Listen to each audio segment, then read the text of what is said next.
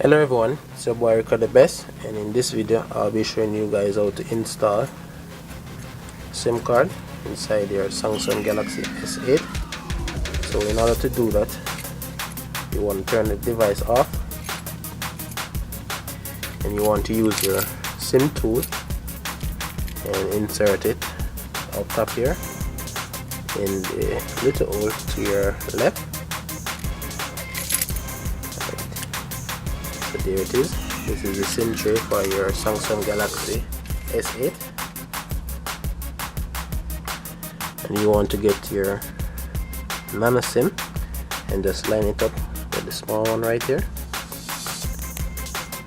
And you want to also get your micro SD card and do the same thing, align it. Okay, and it should fit in properly. It's actually flat. Here it is. And you get your device and you want to align this hole on the tray with this hole on the phone and gently insert it.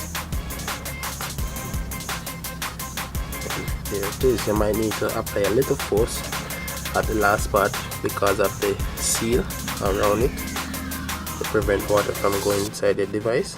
So there it is, guys. This is how you install a SIM card and a memory card in your Samsung Galaxy S8 and S8 Plus. Thanks for watching. Goodbye.